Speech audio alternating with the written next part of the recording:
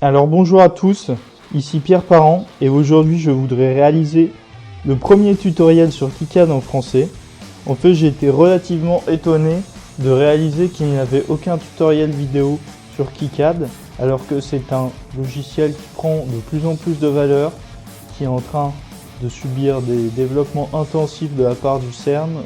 Il y a des fonctionnalités extrêmement intéressantes qui viennent de sortir comme le routeur Push and Shove. Et donc j'ai trouvé qu'il fallait que je réalise ce tutoriel en français pour expliquer comment réaliser une utilisation simple de KiCad. Donc tout d'abord, je voudrais préciser que je fais ce tutoriel sur la révision 5442 de KiCad. Donc c'est une révision récente qui contient les nouvelles fonctionnalités comme le Push and Shove.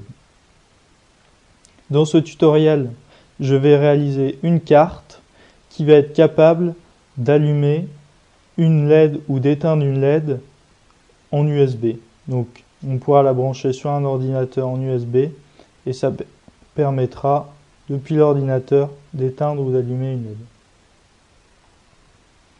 Donc il faut savoir que la réalisation d'un circuit imprimé via KiCad se fait en 3 étapes. Tout d'abord, l'édition de schéma électronique. Ensuite, l'association d'empreintes à chacun des composants du schéma électronique que l'on a réalisé. Puis la réalisation en elle-même du circuit imprimé et le routage.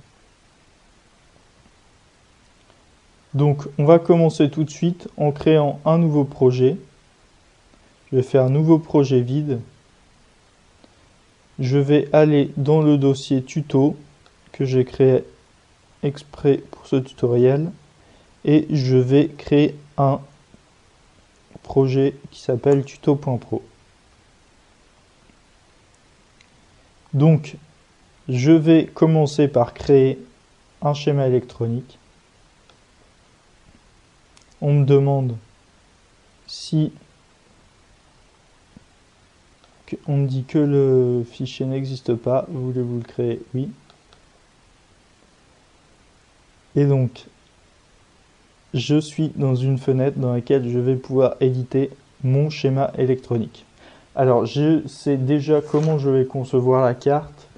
Il ne s'agit pas d'un tutoriel de conception, mais d'un tutoriel sur fonctionnement de KiCad. Donc, je sais que je vais utiliser un PIC 16F628A. Pour cela, je vais cliquer dès maintenant sur placer un composant à droite, très simplement. Et je vais placer un composant. Donc je vais chercher via le filtre PIC16F6, donc c'est du 628A, donc là je vois qu'il est là. Je vais cliquer dessus, je peux le positionner où je souhaite, et voilà. Alors je sais que je vais également utiliser une FT230X, donc je vais faire la même chose, mais ce composant se trouve dans une librairie externe que j'ai trouvée sur internet. Donc je vais vous expliquer rapidement. Il y a un ensemble de composants que vous allez trouver par défaut dans KiCad en cliquant sur placer un composant. Si vous ne trouvez pas le composant dont vous avez besoin, vous pouvez soit le trouver sur internet, soit le réaliser vous-même. Je ne vous montrerai pas ça dans cette vidéo. Pour ajouter une librairie que vous avez trouvée sur internet, il s'agit d'ouvrir Préférences librairie, puis de cliquer sur Ajouter. Et donc là, si vous allez par exemple chercher une librairie, là j'ai utilisé la librairie ft230x.lib, je clique dessus et elle est ajoutée. Bon, il se trouve que là, il semble qu'elle ait été déjà ajoutée avant puisque j'ai pu ajouter le composant. Mais voilà, donc si vous avez besoin d'une librairie qui n'existe pas, vous pouvez la trouver sur internet et l'ajouter comme ça. Donc on va essayer de créer rapidement le circuit. Donc tout d'abord je vais relier les masses. Donc comme ça. Alors il est important sur un segment comme ça de bien mettre des marques de jonction en cliquant ici placer une jonction, parce que si vous réalisez un trait tout droit, par exemple, je vais donner un exemple, comme ça, alors les quatre pattes ne vont pas être reconnues comme être connectées, seuls les deux périphériques. Donc pour que tout soit bien reconnu comme connecté à la droite, il faut absolument mettre des marques de jonction.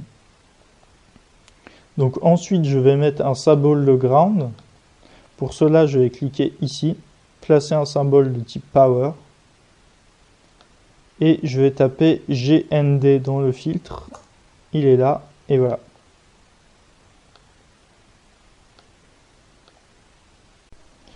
Voilà, alors, afin que vous puissiez comprendre, je vais expliquer rapidement.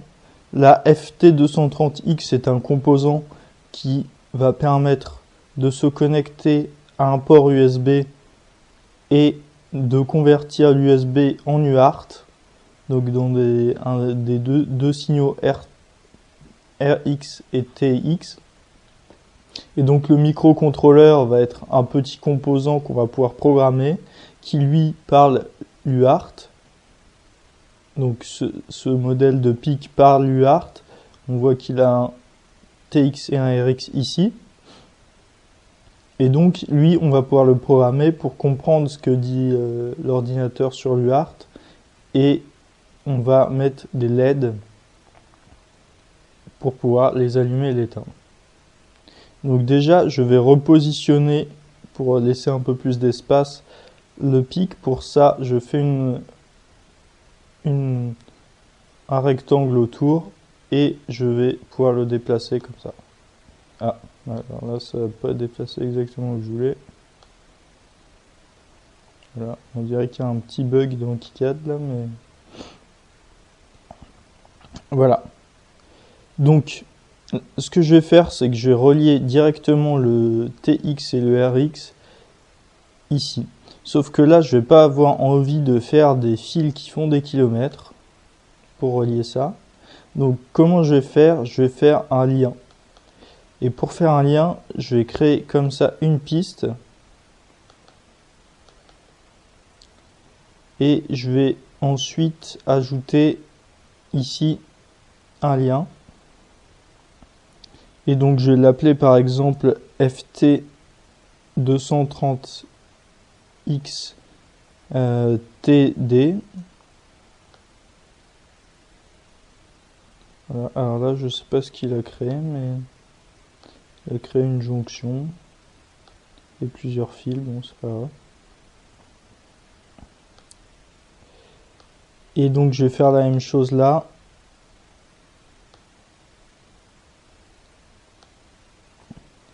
FT230X RX. Et donc avec ça, je vais pouvoir faire un lien et aller copier, aller faire exactement la même chose là-bas, et ça va relier les deux comme par magie. Donc là, j'ai le RX et le TX. Alors pour que ça fonctionne, enfin, l'UART impose que j'alterne les deux. Donc je vais brancher ici le RX de la FT230X. RX, voilà. Et je vais aller brancher le TX sur celui juste en dessous.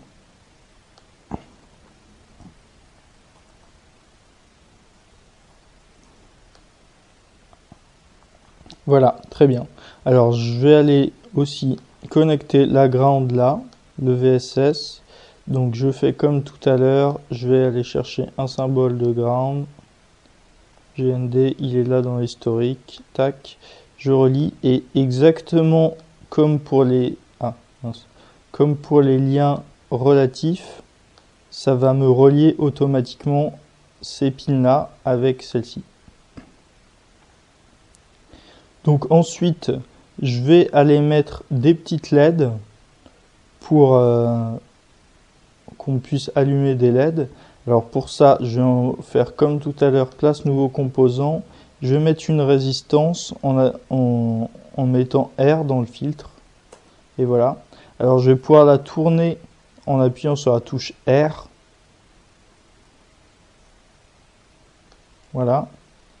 Et je vais pouvoir aller positionner une diode, une LED en tapant LED. Et voilà. Je vais relier ça. Donc là, cette patte-là, je la relie la pin numéro 3 qui est une GPIO qu'on pourra utiliser dans le programme du PIC. Je relie ça. Et je vais relier tout ça à la GND. Ah, petite erreur.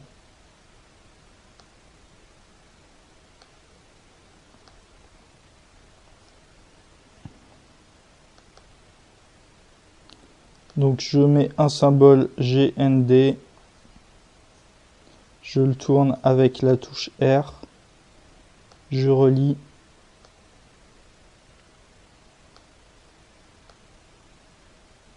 et voilà. Alors je vais vouloir en mettre une deuxième juste en dessous, mais avant ça, je vois que j'ai pas indiqué la valeur de la résistance R, et du coup je vais le faire en faisant un clic droit, champ valeur, et éditer valeur. Et donc là, je vais mettre 100, par exemple, pour 100 ohms. Alors ensuite, pour mettre la même chose en dessous, ce que je vais faire, c'est que je vais cliquer, je fais clic droit, ce coup-ci composant, et je vais faire copie composant, ce qui va me permettre de le dupliquer très facilement. Je vais faire la même chose pour la LED, copie composant, et pareil pour la ground. Ce qui me permet, comme ça, très simplement, de pouvoir copier un motif. Alors ensuite, ce que je vais faire, c'est que je vais mettre un connecteur de programmation pour pouvoir programmer ce PIC. Alors pour ça, j'ai là une doc. Donc on va faire ça rapidement. Alors une doc qui explique comment faire pour programmer un PIC avec le programmateur PIC-Kit. Donc il s'agit d'un connecteur 6 voies. Donc je vais rajouter un connecteur 6 voies. Et je vais relier ça très rapidement comme indiqué dans la doc. Donc je ne vais pas donner plus de détails que ça sur la façon dont je connecte. Donc la voie 2, c'est du VDD. La voie 3, c'est du ground. Donc je vais mettre un symbole de ground comme tout à l'heure. Ah, ça a pas marché.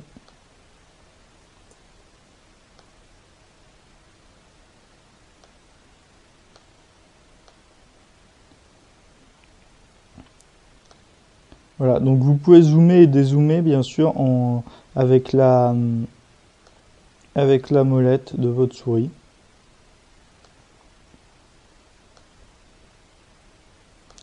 Et donc on va arriver à quelque chose d'intéressant qui est que la pin 6 n'est pas connectée.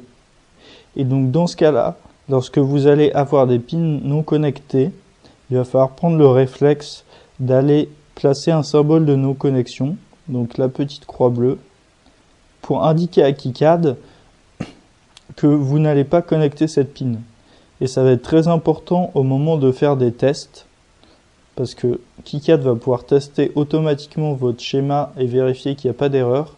Et c'est très important de lui indiquer que certaines pins ne sont pas connectées via ce mécanisme. D'ailleurs, je vais en profiter tout de suite pour aller dire que toutes les autres pins du PIC ne sont pas connectées. En effet, a priori, je n'en ai pas besoin, sauf si je voulais rajouter d'autres LED, mais c'est pas le cas. Voilà. Donc maintenant, toutes les pins de mon PIC sont bien connectées. Alors, il va falloir l'alimenter, ce PIC, et pour ça, je vais l'alimenter avec une sortie de la FT230X. Je vais rajouter un lien symbolique que je vais appeler PIC VDD.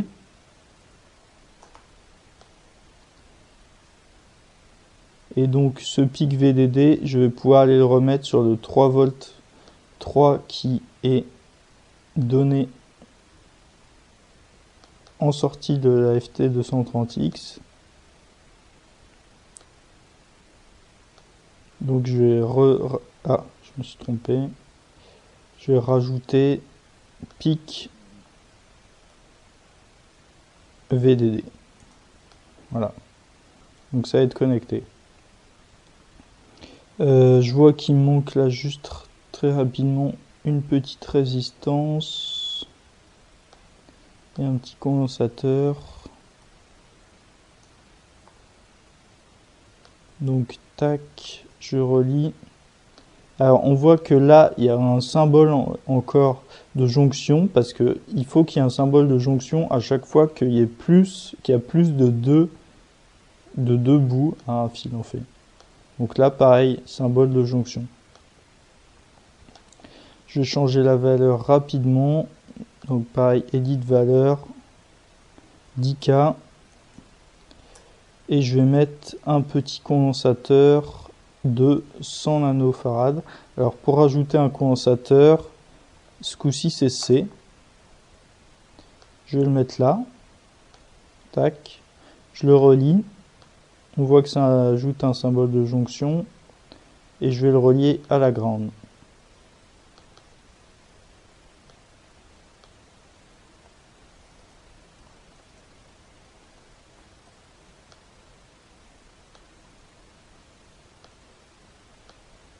Et je précise sa valeur, pareil que pour la résistance, en faisant, ah là il me propose pas, mais donc edit composant, valeur. Et donc là c'est du 100 nanofarad. Très bien, donc je vais sauvegarder, il faut prendre le réflexe de sauvegarder de temps en temps. On va passer à ce qui est FT230X, mais ça je vais le faire en accéléré, en ellipse, parce que c'est pas très intéressant.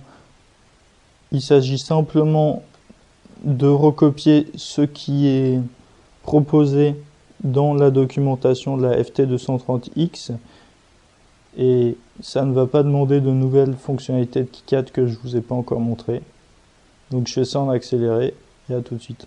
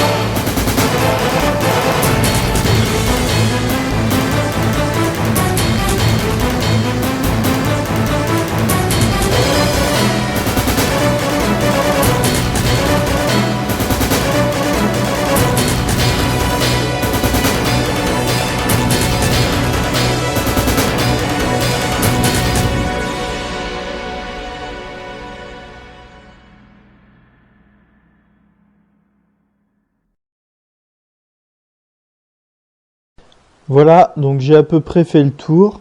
A priori, ça devrait fonctionner.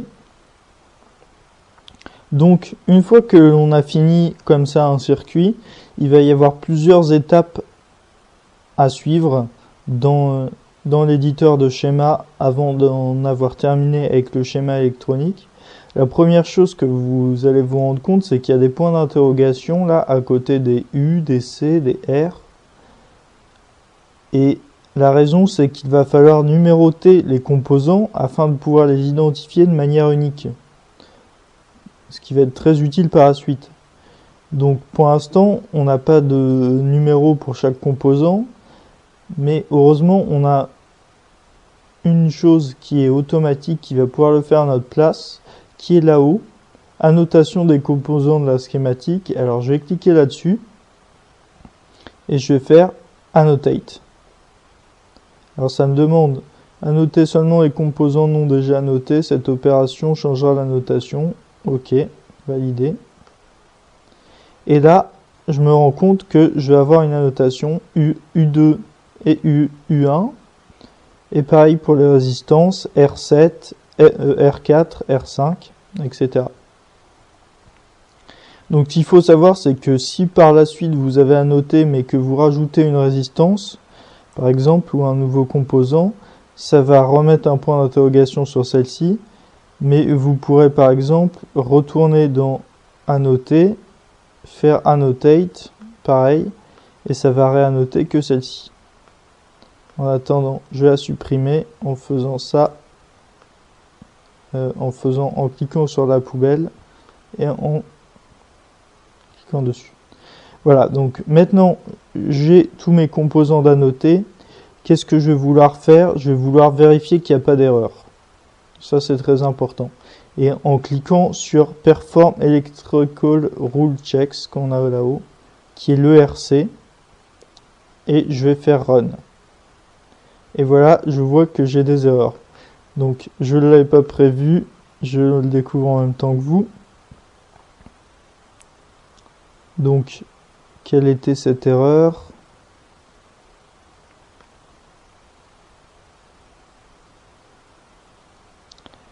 Alors voilà, pin connecté à d'autres pins, mais aucune pin pour la piloter. Alors ça, on va voir ce que c'est. Pin non connecté, pas de symbole de non connexion. Alors ça, c'est étonnant.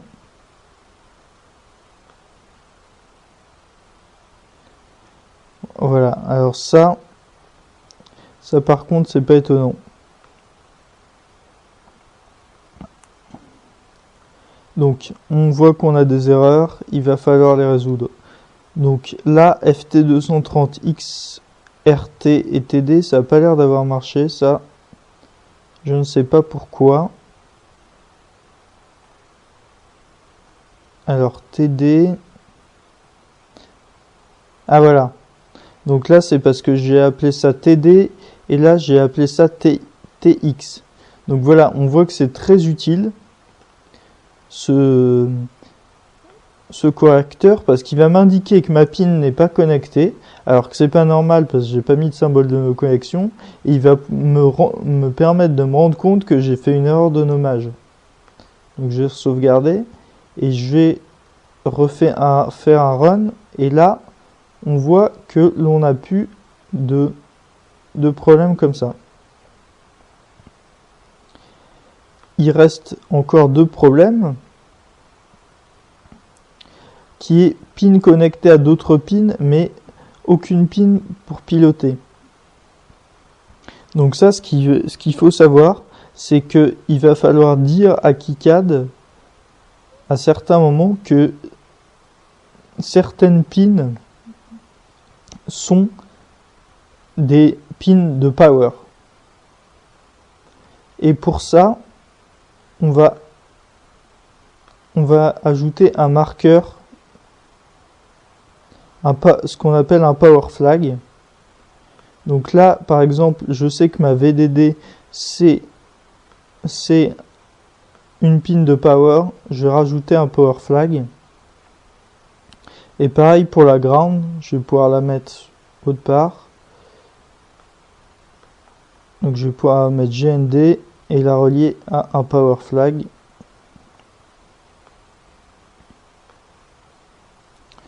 Donc ça pareil, c'est un peu particulier, là ça peut vous paraître inutile, mais ça va permettre de détecter des erreurs à un moment où par exemple une pin d'alimentation ne va pas être reliée. Et ça va permettre d'éviter ce genre d'erreur. Donc là on voit que j'ai plus que 0 erreur. Donc je suis très content, je vais sauvegarder.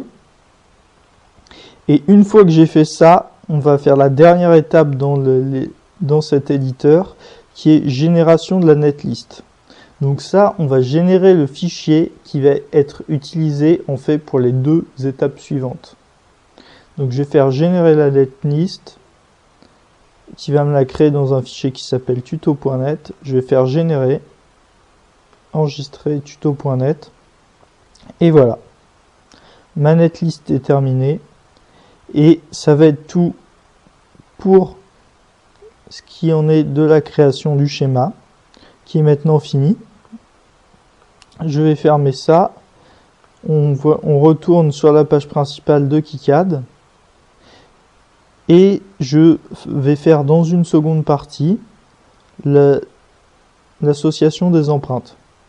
Donc ça va être tout pour cette vidéo qui est la première partie du tutoriel. Et donc je vous retrouve dans la seconde partie pour l'association des empreintes.